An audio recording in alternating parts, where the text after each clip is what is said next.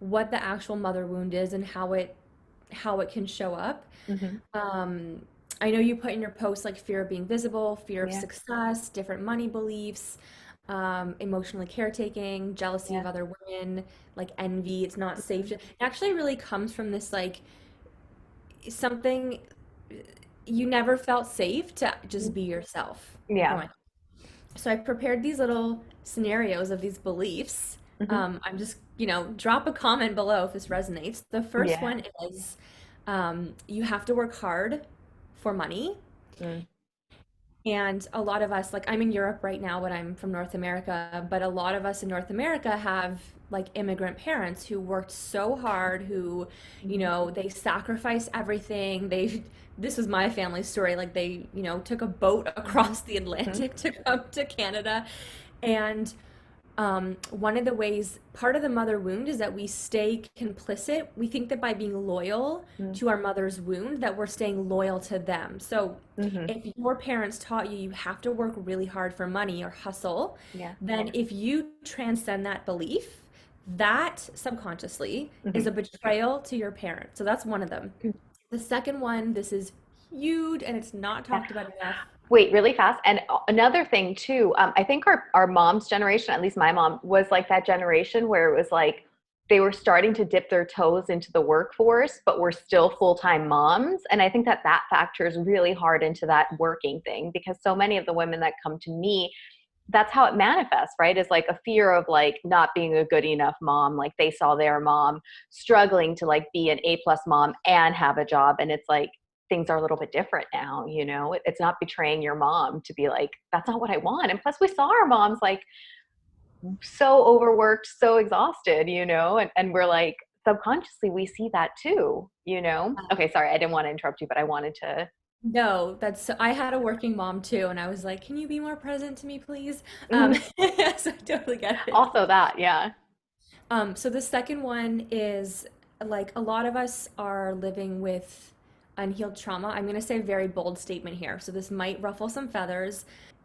So adult children of alcoholics, I think, and I grew up in a family of addicts. I'm the probably one of the only members in my immediate family that doesn't have addiction issues.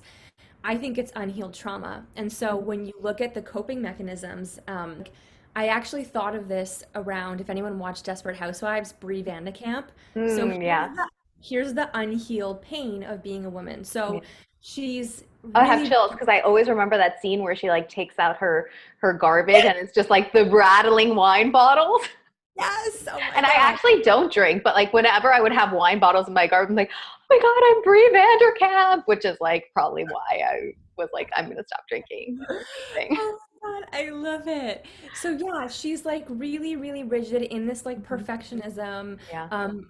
Like so she's disconnected to her husband. Her husband's off having an affair. She has her son Andrew. You guys can tell I'm a huge fan. Her son Andrew is like acting out, comes out as being gay, and then she has her other daughter. So she's coping with all of these Yeah. things. Her husband's having an affair. So one of the coping mechanisms is addiction. That's one of the common threads that we Yeah. see. But then you have the effect that that has on the child. Yeah. So we always said in my like this is what I learned from my family is that it skips generations. So my great Mhm. grandma was an alcoholic. My grandma didn't drink, but she had the isms of alcoholism. My mom is an alcoholic. I don't like, well, I say this as I'm Mhm. having a glass of wine, but it's 8:30 p.m. in Paris here. But yeah, so like these Yeah. are how some of the messages and the coping Yeah. mechanisms infiltrate in our life. I have one more example, and this will probably be the most obvious, but it's um, looking at Disney movies where we believe that there's something or someone outside of us that is going to save us. And one of the things that my grandma used to say to me, and like bless her, it just comes from her own programming. She would say to me like, "You better marry rich, Brittany, Mm. because you have expensive tastes." And I'm like, "I'm gonna be rich. Mhm.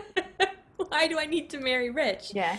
Um, and there's all these expectations Yeah. around like where our value comes from and like what our role is in society. So if you look at like what you were saying, Gabby, is someone like a mom who wants to start a business, like she might have deep guilt around Yeah. wanting to start a business, wanting to be a career woman, receiving blocks, not knowing how to receive money and being compensated Yeah. for her gifts and talents. So, yeah. Yeah.